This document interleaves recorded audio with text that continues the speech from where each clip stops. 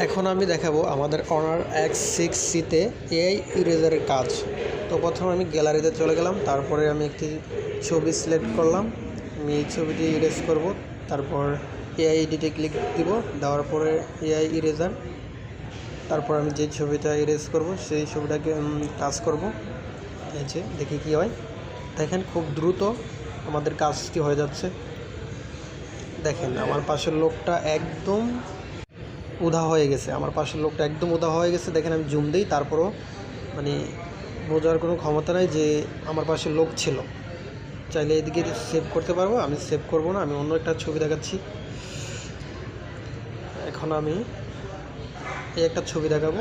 AI এডিটে চলে গেলাম, যাওয়ার পরে এআই ইরেজার, তারপরে আমি এই জায়গাটা সিলেক্ট করলাম, তারপরে দেখি কী হয়। দেখেন খুব দ্রুত হয়ে যাচ্ছে, মানে একদম জাদুর মতো কাজ করে। দেখেন এই জায়গায় বোঝার ক্ষমতা নাই যে এদিকে একজন লোক ছিল, একদম পারফেক্টভাবে এআই ইরেজ হয়েছে। তো আপনারা চাইলে এখানে ক্লিক দিয়ে সেভ করতে পারেন, তারপর যে কোনো জায়গায় ব্যবহার করতে পারেন। ধন্যবাদ।